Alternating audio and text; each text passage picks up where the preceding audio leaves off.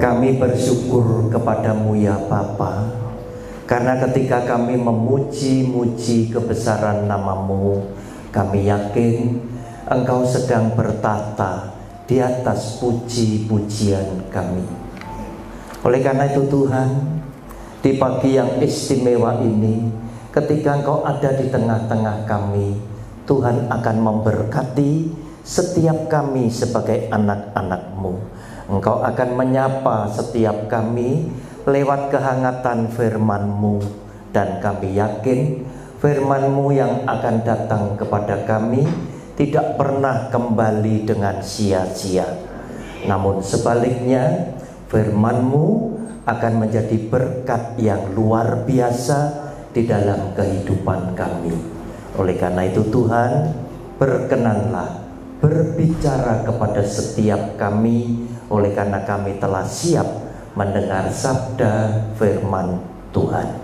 Di dalam nama Tuhan Yesus kami percaya dan sudah berdoa. Haleluya, amin. Saudara, saya persilakan duduk kembali. Gembala adalah buah roh. Tema ini sangat bagus. Karena apa?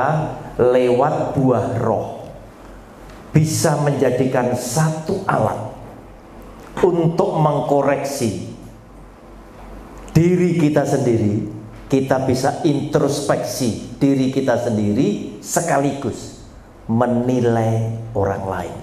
Bukan menghakimi, menilai orang lain. Bapak Ibu, mari kita baca lebih dulu Galatia pasal 5 ayat 22 sampai dengan 26.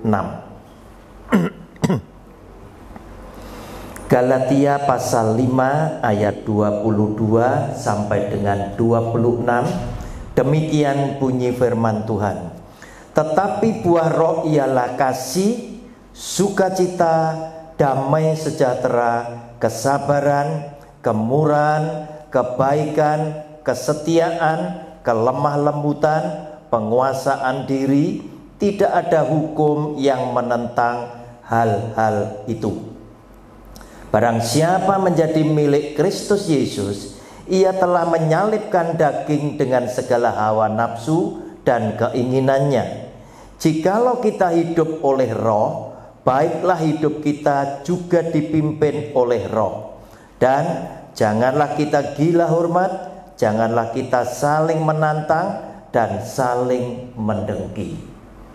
Bapak Ibu yang dikasihi oleh Tuhan, buah roh yang macamnya 9 itu akan ada pada seseorang, jadi satu. Jika orang ini adalah orang yang setia kepada Tuhan, yang hidupnya senantiasa melakukan firman Allah, maka orang ini akan bisa menunjukkan, memancarkan, sehingga orang yang berhubungan dengan dia, yang berinteraksi dengan orang ini, bukan sekedar bisa melihat, tetapi bisa merasakan bahwa orang ini kaya dengan buah roh. Mengapa? Karena ternyata buah roh yang 9 tadi adalah identitas diri seseorang, identitas diri Anda dan saya. Mengapa? Karena Yesus Kristus Tuhan itu sendiri yang bersabda lewat Matius pasal 7. Kita lihat Matius pasal 7. Saya bacakan ayat 16 sampai dengan 20. Senang Bapak Ibu kalau datang ke gereja itu mbok bawa oret-oretan, catatan ya. Pulpuin dikejang oret-oret Alkitab, ojo handphone. imanmu telat bertumbuh. Pasti. Pakai Alkitab dioret-oret di pojokane, atau bawa catatan, nanti dioret-oret di rumah. Saya bacakan. Yesus bersabda demikian, dari buahnya lah kamu akan mengenal mereka. Dapatkah orang memetik buah anggur dari semak duri atau buah ara dari rumput duri? Demikianlah setiap pohon yang baik menghasilkan buah yang baik, sedang pohon yang tidak baik menghasilkan buah yang tidak baik. Tidak mungkin pohon yang baik itu menghasilkan buah yang tidak baik, ataupun pohon yang tidak baik itu menghasilkan buah yang baik. Dan setiap pohon yang tidak menghasilkan buah yang baik pasti ditebang dan dibuang ke dalam api. Jadi dari buahnya lah kamu akan mengenal mereka. Bapak Ibu, Yesus Tuhan menegaskan buah roh itu adalah identitas diri. Siapa orang itu? Siapa Anda? Siapa saya? Tontonan buah roh yang dihasilkan itu apa? Ketika Anda berhubungan dengan saya, berhubungan dengan seseorang, apa yang Anda lihat? Apa yang Anda rasakan? Itulah identitas orang tersebut. Kenapa? Karena yang jumlahnya 9 itu akan ada jadi satu di dalam hidup seseorang. Tidak sama dengan karunia-karunia Roh Kudus ya, yang dikaruniakan secara khusus. Hikmat, membedakan roh, bahasa roh, menafsirkan bahasa roh, mengadakan mujizat, mengadakan kesembuhan, itu oleh Roh Kudus dikaruniakan secara khusus. 1 Korintus 12 ayat 11 ya, yang artinya Tuhan ingin orang yang mendapat karunia Roh Kudus secara khusus itu tidak pernah terima komplit, supaya tidak sombong. Tujuannya Tuhan satu dengan yang lainnya bekerja sama untuk memuliakan Allah. Jadi sifatnya oleh Tuhan diberikan secara khusus sesuai dengan perkenan Dia, sesuai dengan kebutuhan Anda dan saya. Diberikan secara khusus. Tetapi buah roh 9 macam ini jadi satu. Bapak Ibu, saya tidak membahas satu demi satu ya, tetapi khotbah saya pagi ini dengan tema buah roh ini adalah tema yang bagus. Saya ingin buat khotbah saya ini membuat jemaat dan penonton video saya itu bisa terdorong untuk menghasilkan buah roh di dalam hidupnya. Mengapa? Karena Alkitab memberikan petunjuk. Yang pertama, kalau Anda ingin menghasilkan buah roh di dalam hidup, syarat yang pertama, Anda harus hidup oleh roh. Ada hidup menurut daging, ada hidup menurut roh. Kalau menurut daging, endingnya, akhirnya kemana? Binasa. Roh, kekekalan. Ayatnya Galatia pasal 5 tadi, Bapak Ibu. Galatia pasal 5. Galatia pasal 5 tadi, ayat ke-25 dikatakan demikian.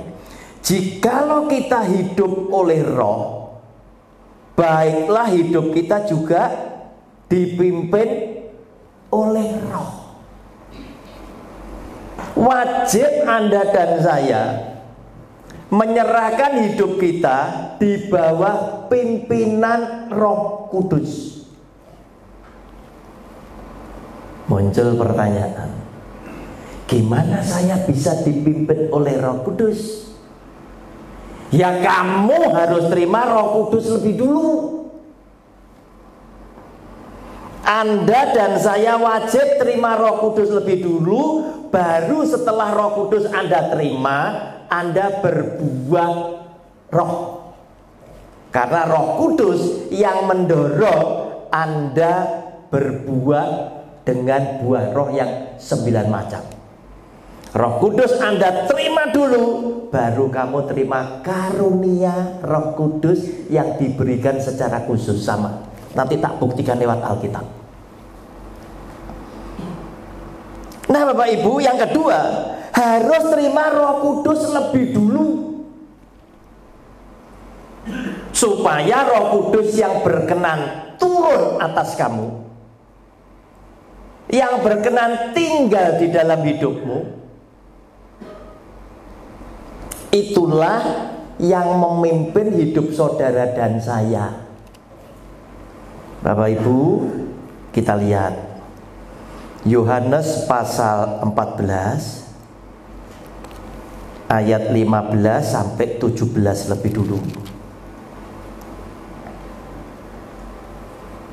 Saudara, tema ini sekaligus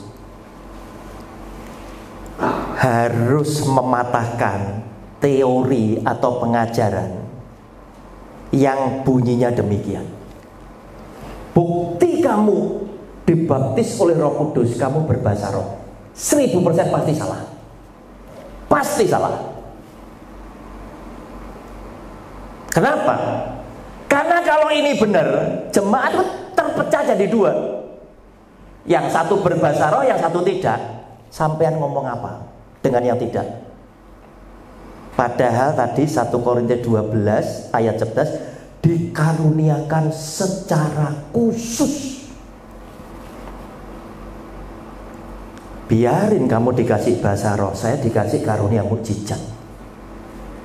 Biarin kamu dikasih karunia bahasa roh, saya diberi karunia dengan hikmat. Macam-macam Bapak Ibu. Karena apa? Dikaruniakan secara khusus. Nanti tak buktikan ya, bahwa Roh Kudus itu memang diberikan buat saudara itu secara gampang. Karena apa? Janji Yesus. Kita baca sekarang, lihat judul bacaan Yohanes pasal 14 ayat 15 apa di Alkitab Bapak Ibu. Yesus menjanjikan penghibur. Janji loh. Tuhan kalau janji ditepati enggak? Nah, pasti ditepati. Kita janji bisa melontir, Tuhan enggak. Lihat, jikalau kamu mengasihi aku, kamu akan menuruti segala perintahku. Berarti kamu cinta sama Tuhan. Berarti Anda orang yang setia kepada Allah. Setiap firman Tuhan, sabda Kristus, saudara berusaha lakukan di dalam hidupmu sehari-hari. Maka aku akan minta kepada Bapa, dan Ia akan memberikan kepadamu seorang penolong yang lain, supaya, mulai kata supaya itu apa toh? Tujuannya, bahasa Ibrani ini apa? Ben, Ia menyertai kamu selama-lamanya. Supaya itu tujuan. Kamu tak beri seorang penolong kepadamu, supaya Dia menyertai kamu selama-lamanya, yaitu Roh kebenaran. Dunia tidak dapat menerima Dia sebab dunia tidak melihat Dia dan tidak mengenal Dia. Tetapi kamu mengenal Dia sebab Ia menyertai kamu dan akan diam di dalam kamu. Nah, kalau Dia diam di dalam aku, Tuhan, aku tidak berbahasa roh. Tuhan ngomong, bojak aku tidak ngurus kamu bahasa roh pandang, tapi ini janji yang tak kasihkan kamu, supaya kamu disertai oleh seorang penolong. Dan untuk apa? Selama-lamanya. Saudara, ajaran seperti itu ngaco pertumbuhan iman Anda. Hilang. Jangan nyontoh pembicara dume senior. Jemaatnya banyak, cabangnya banyak. Saudara pikir khotbah mesti benar? Belum tentu. Di Indonesia yang parah adalah gereja yang kadung gede, jemaatnya banyak. Itu pasti dirikan sekolah tinggi teologi. Lah sekolah tinggi teologi belum tentu tunduk sampai Alkitab. Pendeta senior yang ngajar itu ngajar seperti pikiran mereka sendiri, doktrin mereka yang diajarkan. Sehingga kalau lulus, ada lulusan, sudah nyetak fotokopi foto pendeta senior ini tadi, belum tentu Alkitab. Pendeta muda ndak wani ngelanggar atau ngeritik atau menyalahkan pendeta yang lebih senior. Malah khotbahnya pendeta senior itu dianggap luwe bener teko Alkitab. Itu celaka Bapak Ibu. Nah Bapak Ibu, ayat 21, barang siapa memegang perintahku dan melakukannya, dialah yang mengasihi aku. Dan barang siapa mengasihi aku, ia akan dikasihi oleh Bapakku, dan aku pun akan mengasihi dia dan akan menyatakan diriku kepadanya. Kalau saudara mengasihi Tuhan Yesus, melakukan, Anda dan saya bukan cuma mengasihi Kristus, tetapi Bapa yang mengutus Kristus itu engkau kasih, dan Anda juga dikasih oleh Dia. Nah saudara yang dikasih oleh Tuhan, orang harus terima Roh Kudus lebih dulu. Pada saat orang melakukan firman Tuhan dengan cinta yang seperti Yohanes 14 ayat 15 sampai 21 tadi, berarti Anda sedang mempersiapkan hidup yang kudus. Syarat Roh Kudus turun atas seseorang. Syarat Roh Kudus mau tinggal dalam hidup seseorang jika engkau kudus. 1 Petrus pasal 1 ayatnya yang ke-16. 1 Petrus pasal 1 ayatnya yang ke-16. Tapi saya bacakan lebih komplit aja supaya tidak terputus. Mulai ayat 13 sampai 16. Sebab itu siapkanlah akal budimu, waspadalah dan letakkanlah pengharapanmu seluruhnya atas kasih karunia yang dianugerahkan kepadamu pada waktu penyataan Yesus Kristus. Hiduplah sebagai anak-anak yang taat dan jangan turuti hawa nafsu yang menguasai kamu pada waktu kebodohanmu. Tetapi hendaklah kamu menjadi kudus di dalam seluruh hidupmu, sama seperti Dia yang kudus yang telah memanggil kamu. Sebab ada tertulis, kuduslah kamu sebab aku kudus. Frekuensinya harus sama, keadaannya harus sama, sehingga Roh Kudus yang suci itu berkenan tinggal di dalam hidup saudara dan saya karena kita kudus. Saudara, bukan cuma karena berbahasa roh. Oleh karena itu sebagian besar orang Kristen, khususnya orang Protestan, bukan mereka tidak percaya bahasa roh tidak ada, tetapi mereka tidak percaya bahasa roh itu asli. Kenapa? Karena mereka yang mengatakan bahasa roh kayak bahasa roh tadi tidak menunjukkan buah roh. Begitu loh. Bukan kita tidak percaya, bukan mereka tidak percaya, mereka percaya isi Alkitab. Karunia Roh Kudus 9 macam, percaya. Salah satunya bahasa roh, ya. Tetapi aku tidak percaya yang kau ucapkan itu adalah asli. Kenapa? Karena hidupmu masih serong kiri, serong kanan, dan tidak pernah saya merasakan atau melihat buah roh ada di dalam hidup kamu. Itu yang diprotes. Bukan Alkitabnya yang diprotes, bukan. Nah, orang yang diprotes membela diri.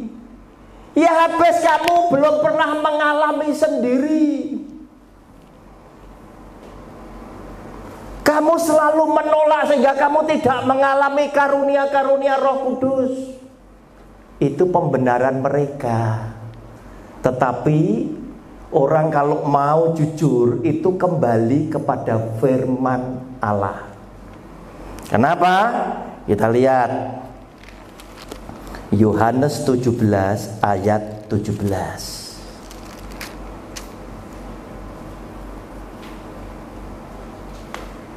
Yohanes 17 ayat 17. Kuduskanlah mereka dalam kebenaran. Firman-Mu adalah kebenaran. Wasitnya firman Allah. Cari kebenaran itu di Alkitab, bukan di pendapat, bukan di narasi, bukan di pembelaan mereka dengan kata-kata mereka. Balik ke Alkitab. Nah, Bapak Ibu yang dikasihi oleh Tuhan, orang yang sudah kudus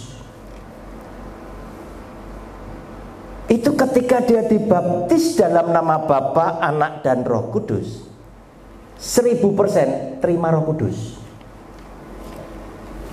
Terima Roh Kudus. Muncul pertanyaan, bisa tidak dia terima Roh Kudus, terima karunia Roh Kudus padahal belum dibaptis? Jawabnya bisa. Ini sekaligus memberikan peringatan dalam tanda kutip. Sebaiknya setiap pendeta sebelum membaptis anak baptisan, ajaran dhisik Alkitab. Jangan dengan alasan cepet-cepet tak baptis, khawatir apa? Nanti kalau belum dibaptis malah mati ya apa? Nggak ada masalah. Sehingga itu alasan. Tidak dikatekisasi, tidak diberi pengantar, mengenalkan Yesus Kristus itu siapa, moro-moro dibaptis. Karena takut, golek kalau di tengah-tengah belum dibaptis, moro mati gimana? Mati dia sudah selamat. Mengapa? Contohnya kembali ke Alkitab. Kisah Rasul pasal 10 ayat 1 dan 2 lebih dulu. Ada orang yang namanya Kornelius, belum dibaptis, sedang merindukan Petrus khotbah di rumahnya,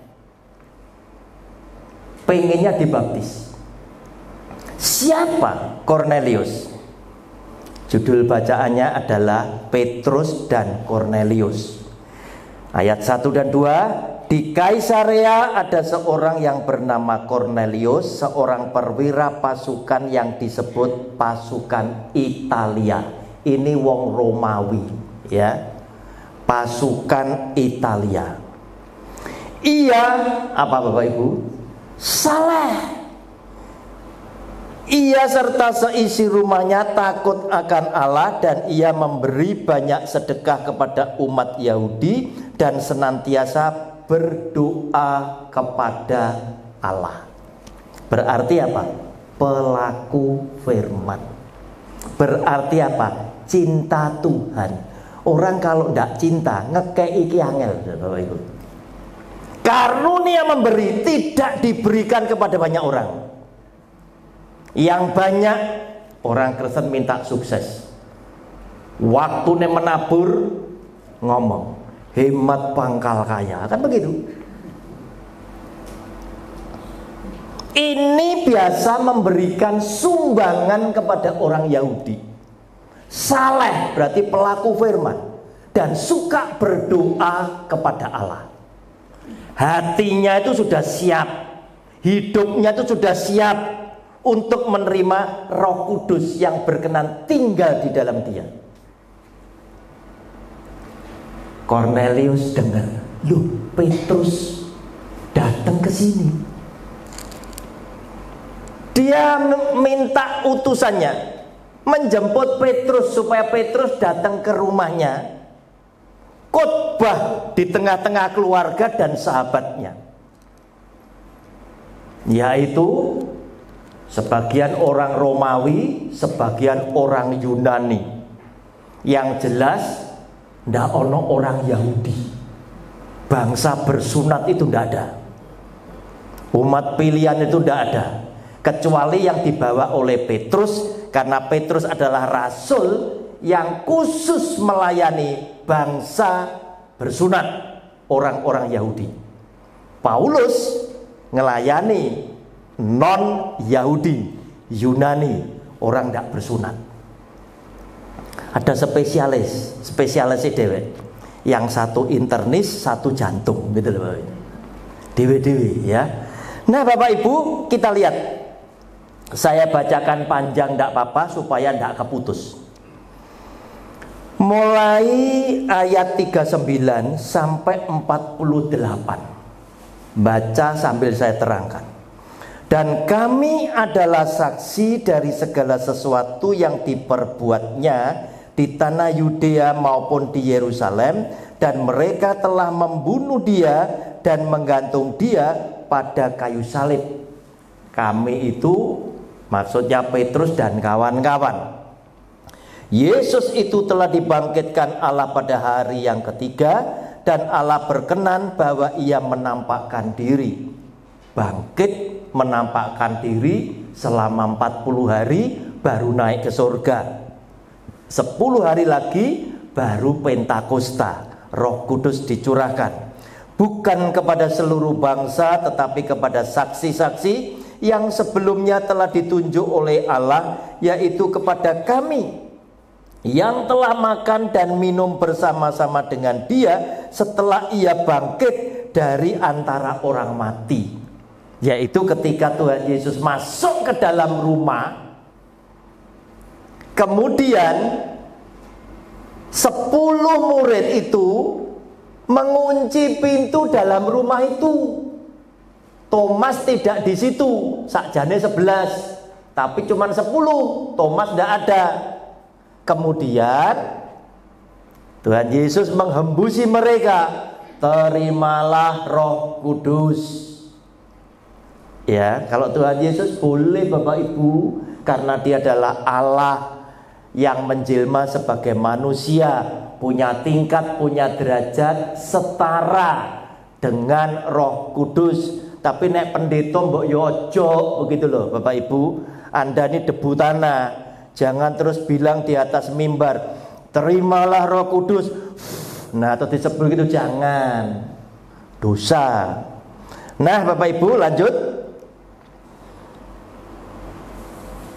Bukan kepada seluruh bangsa, tetapi kepada saksi-saksi yang sebelumnya telah ditunjuk oleh Allah, yaitu kepada kami yang telah makan dan minum bersama-sama dengan dia setelah ia bangkit dari antara orang mati. Dan ia telah menugaskan kami memberitakan kepada seluruh bangsa dan bersaksi bahwa dialah yang ditentukan Allah menjadi hakim atas orang-orang hidup dan orang-orang mati.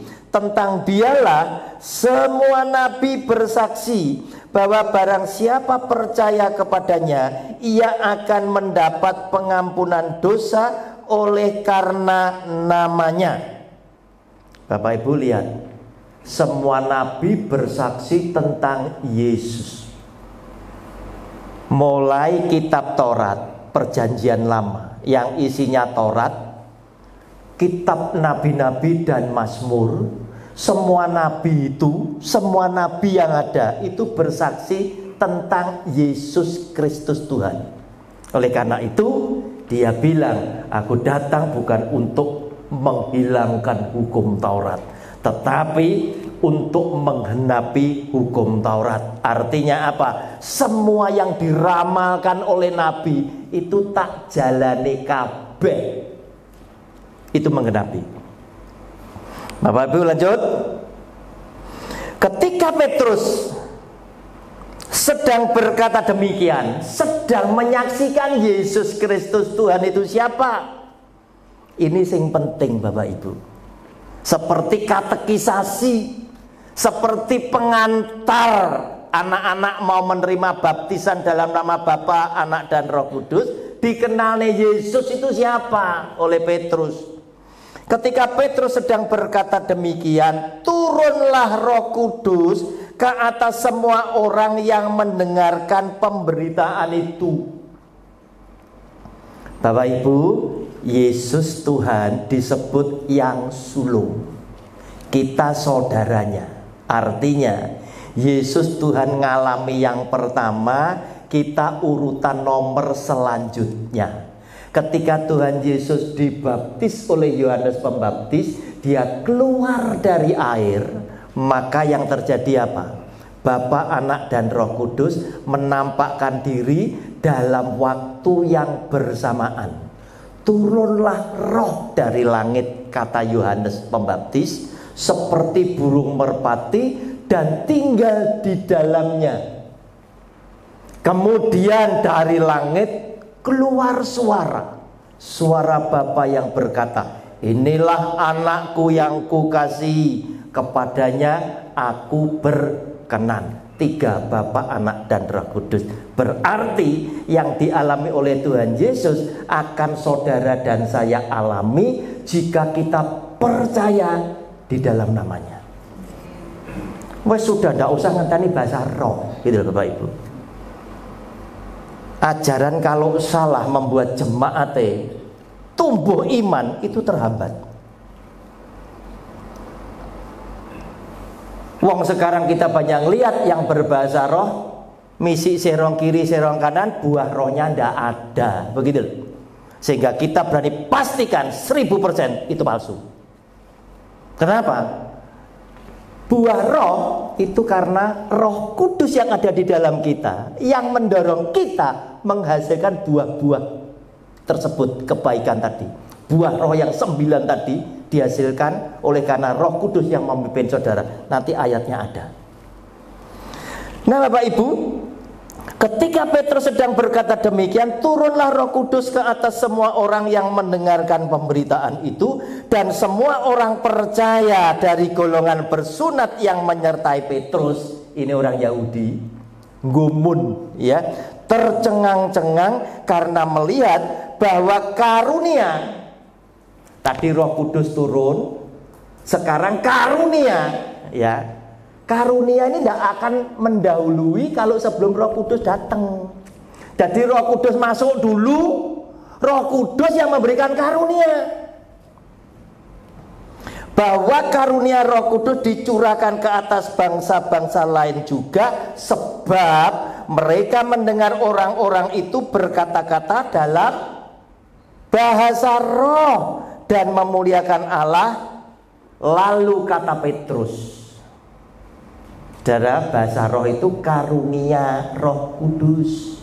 Setelah Kornelius dan keluarga dan sahabatnya menerima Roh Kudus berkenan tinggal di dalam hidupnya karena dia saleh, dia suka memberikan santunan ya kepada orang-orang Yahudi. Dia dan keluarga suka berdoa kepada Allah, berarti orang ini cinta kepada Tuhan, maka Kudus berkenan turun atau berkenan tinggal dalam hidup Kornelius, maka sekaligus Roh Kudus memberkati mereka dengan karunia Roh Kudus, karena mereka semua melihat Kornelius dan orang-orang lain ya berbahasa roh.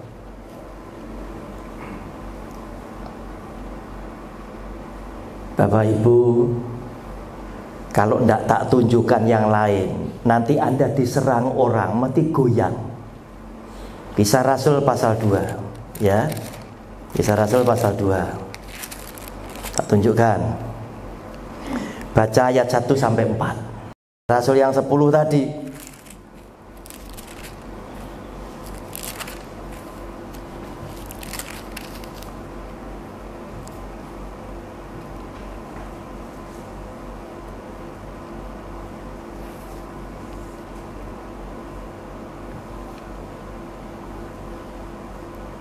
Nah sekarang 46 sampai dengan 48. Sebab mereka mendengar orang-orang itu berkata-kata dalam bahasa roh dan memuliakan Allah. Lalu kata Petrus, bolehkah orang mencegah untuk membaptis orang-orang ini dengan air? Alat baptis itu tetap banyu Bapak Ibu, gak usah pakai gendero barang.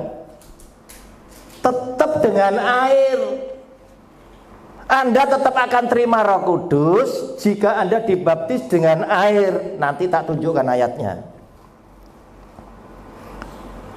Sedangkan mereka telah menerima Roh Kudus sama seperti kita.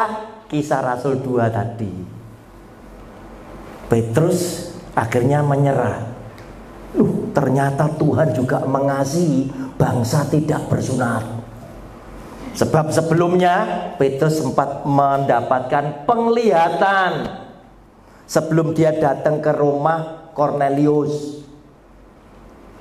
Dari langit turun semua makanan hewan-hewan haram, dan Tuhan bilang, Petrus makan itu. Wah Tuhan, aku tidak pernah makan ini binatang-binatang haram.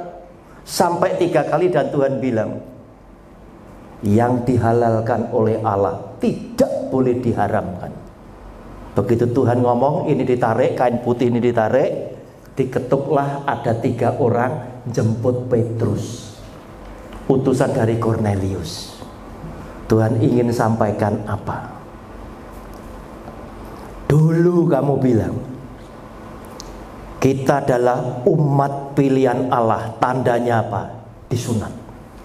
Sekarang kamu lihat sendiri bahwa Allah mengasihi bukan cuma bangsa bersunat, Yunani yang tidak bersunat juga tak beri Roh Kudus dan karunia Roh Kudus. Itu tadi Bapak Ibu. Nah kemudian lalu ia menyuruh mereka dibaptis dalam nama Yesus Kristus. Kemudian mereka meminta Petrus supaya ia tinggal beberapa hari lagi bersama-sama dengan mereka. Orang Kristen pasti bertanya, kalau saya buka kelas tanya jawab, loh Pak Roni kok tidak dalam nama Bapa, Anak dan Roh Kudus, kok Pak Yesus Kristus? Yang dimaksud di sini Yesus Kristus yang memerintahkan dalam nama Bapa, Anak dan Roh Kudus. Tahapan baptisan kalau suatu hari belajar lagi, itu pertama baptisan Yohanes, kedua baptisannya Tuhan Yesus. Tapi Tuhan Yesus tidak melakukan loh, para muridnya. Dan ketika Tuhan Yesus dan muridnya membaptis tadi dalam nama Tuhan Yesus, yang dibaptis belum terima Roh Kudus. Tahap berikutnya Tuhan Yesus sudah naik ke surga, Roh Kudus dicurahkan, dibaptis dalam nama Tuhan Yesus, mereka 1000% terima Roh Kudus yang percaya kepada Dia. Mengapa? Karena kita lihat Yohanes pasal yang ke-7. Yohanes pasal yang ke-7 ayat 37 sampai 38. Judulnya adalah air sumber hidup. Dan pada hari terakhir, yaitu pada puncak perayaan itu, Yesus berdiri dan berseru, barang siapa haus, baiklah ia datang kepadaku dan minum. Barang siapa percaya kepadaku, seperti yang dikatakan oleh kitab suci, dari dalam hatinya akan mengalir aliran-aliran air hidup. Yang dimaksudkannya ialah roh yang akan diterima oleh mereka yang percaya kepadanya, sebab roh itu belum datang karena Yesus belum dimuliakan. Dia bersabda itu pada posisi dia belum mati di atas kayu salib, dia belum menampakkan diri, dan dia belum pulang ke surga. Roh Kudus belum dicurahkan. Tetapi orang yang percaya nanti akan terima Roh Kudus, yaitu aliran-aliran air hidup, yaitu roh yang dijanjikan, yaitu Roh Kudus. Bapak Ibu, yang ketiga, Roh Kudus yang tinggal pada orang yang mencintai Dia. akan mendorong orang tersebut menghasilkan buah roh. Mengapa? Karena Roh Kudus yang tinggal pada diri saudara dan saya akan berkarya sebagai berikut. Yohanes 14 ayat 26. Roh Kudus yang tinggal di dalam hidup saudara dan saya akan berkarya seperti ini. Yohanes 14 ayat 26. Tetapi penghibur, yaitu Roh Kudus yang akan diutus oleh Bapa dalam namaku, dialah yang akan mengajarkan segala sesuatu kepadamu. Orang yang dipimpin oleh Roh Kudus minim salah, minim berbuat salah. Karena apa? Diajar. Dan akan mengingatkan kamu akan semua yang telah kukatakan kepadamu. Sehingga ketika Anda mau melangkah sesuatu yang salah, Roh Kudus sudah mengingatkan. Dia sudah berkarya dalam satu ayat. Yohanes 16 ayat 13. Tetapi apabila ia datang, yaitu Roh kebenaran, ia akan memimpin kamu ke dalam seluruh kebenaran. Saudara dipimpin, tidak bakal kiri kanan. Dipimpin ke dalam seluruh kebenaran. Terus jangan ngomong karena Anda punya masalah terus ngomong, ya namanya orang hidup salibnya masing-masing. Salah Bapak Ibu. Tuhan bilang lebih diberkati kamu yang sedang bermasalah karena perbuatan benar. Tetapi kalau kamu berbuat salah, kamu nuwe masalah, memang harus demikian, goblokmu, kan begitu. Ini Roh Kudus akan memimpin kamu ke dalam seluruh kebenaran. Lanjut. Sebab ia tidak akan berkata-kata dari dirinya sendiri, tetapi segala sesuatu yang didengarnya itulah yang akan dikatakannya, dan ia akan memberitakan kepadamu hal-hal yang akan datang. Anda diberi kepekaan apa yang akan terjadi kemudian. Anda dikasih feeling, dikasih bocoran, sehingga memungkinkan Anda dipakai dengan karunia Roh Kudus, yaitu bernubuat. Tetapi terjadi loh, bukan tidak terjadi loh. Nah Bapak Ibu yang dikasih oleh Tuhan, 3 perkara lewat Roh Kudus itu sebetulnya sudah disampaikan oleh Tuhan Yesus sendiri. Itu sama dengan yang disampaikan oleh Tuhan Yesus sendiri. Kenapa? Karena kita jujur aja. Walaupun kita mengenal Dia karena Dia tinggal di dalam kita, tetapi buat kita orang Kristen lebih gampang membayangkan Yesus Kristus Tuhan daripada Roh Kudus. Sebab Dia adalah Tuhan yang menjelma sebagai manusia, yang bisa kita lihat, bisa kita raba. Dia bisa tanya, ikan gorengnya mana? Dia juga bisa menangis saat Lazarus mati. Dia pun bisa tertawa di dalam roh. Dia bisa happy. Kita lebih gampang membayangkan Dia.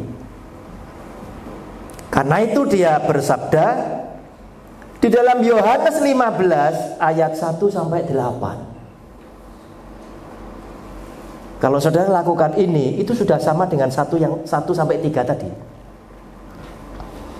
Akulah pokok anggur yang benar dan Bapakulah pengusahanya. Setiap ranting padaku yang tidak berbuah dipotongnya, dan setiap ranting yang berbuah dibersihkannya supaya ia lebih banyak berbuah. Intinya apa? Yesus Tuhan menginginkan saudara dan saya yang mengasihi Dia tetap memberikan buah. Tetap memberikan buah. Yang berbuah sedikit, masih banyak dosa-dosa yang dulu masih dilakukan, dibersihkan, dipotong, supaya apa? Buahnya lebih banyak, lebih manis. Salah satunya yang buahnya sedikit itu adalah ketika kita itu ngomong, sakjane bapak itu orangnya baik loh, cuma sayangnya rodok ngamuan. Lah ini tadi saya, ngamuannya diketok. Sudah baik, sudah berbuah. Bisa jadi gede-gede ya, tapi rodok kecut ya. Ya ini tadi, ya apa caranya tidak kecut? Lanjut. Kamu memang sudah bersih karena firman yang telah kukatakan kepadamu. Jadi firman ini dipakai oleh Yesus Kristus Tuhan untuk membersihkan dosa saudara dan saya. Karena itu undang pembicara yang bisa mengkritik saudara seperti firman Allah. Jangan dengan pembicara yang ngomong seperti Alkitab, saudara terus ngomong, lain kali kita usah diundang mana. Rugi saudara. Saudara senang, kuping enak, hati enak, tapi bukan Alkitab. Justru lewat firman Tuhan Anda dibersihkan. Segala tulisan yang diilhamkan oleh Allah. Nah itu, rasulnya ngomong gitu. Itu gunanya untuk apa? Untuk menegur saudara, untuk ngajar saudara, untuk mempersalahkan saudara. Supaya apa? Jadi benar. Itu digamblangnya sama rasulnya seperti itu. Tinggallah di dalam aku dan aku di dalam kamu. Jarang loh Tuhan sing berani ngomong seperti ini penuh kasih. Aku sing Tuhan mau tinggal dalam kamu, dan kamu tak izinkan tinggal di dalam aku. Artinya dia rindu hidup saudara dan saya sebagai orang yang percaya kepada Kristus, hidup yang tidak terpisahkan, hidup yang manunggal marang Gusti. Luar biasa Bapak Ibu. Nah kalau sudah tahu Yesus Tuhan menyertai saudara, saudara mesti jaga hidup, hati-hati, ojo belakrak. Tuhan tidak melok tombok nomor barang, ojo. Tinggallah di dalam aku dan aku di dalam kamu, sama seperti ranting tidak dapat berbuah dari dirinya sendiri kalau ia tidak tinggal pada pokok anggur, demikian juga kamu tidak berbuah jikalau kamu tidak tinggal di dalam aku. Berarti Tuhan kepingin apa? Saudara tetap tidak terpisah dari dia. Dan dia pernah bilang, tidak ada seorang pun atau apapun yang bisa memisahkan kita dari kasih Kristus.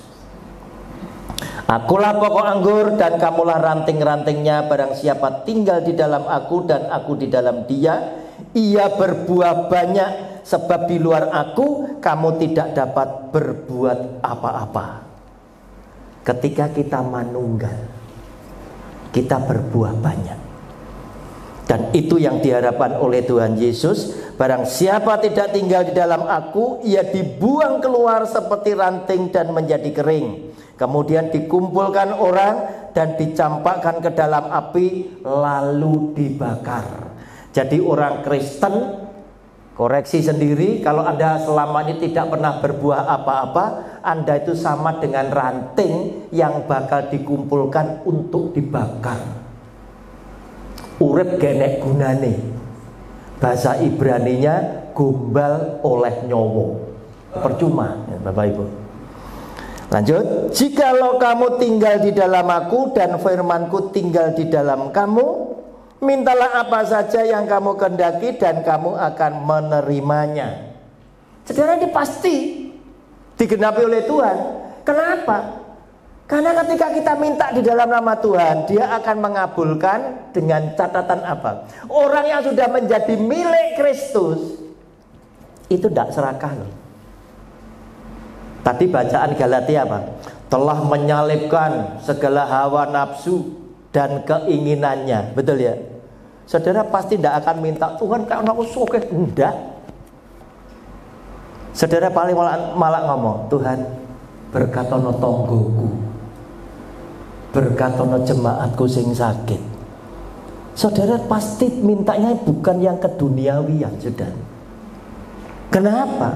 Karena Anda tahu yang rohani lebih penting daripada yang jasmani.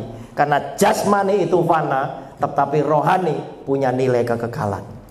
Dalam hal inilah Bapakku dipermuliakan, yaitu jika kamu berbuah banyak, dan dengan demikian kamu adalah murid-muridku. Bapak Ibu, hiduplah benar dan kudus supaya apa? Roh Kudus itu kerasan tinggal di hidup kita. Roh Kudus berkenan memberkati Anda, mendorong agar Anda berbuah roh. Sehingga dengan demikian orang bisa melihat dan merasakan ketika bergaul dengan Anda adalah orang benar yang mempunyai buah roh karena Anda adalah murid-muridnya. Tuhan Yesus sudah memberkati kita semuanya. Amin. Beri kemuliaan buat nama Tuhan.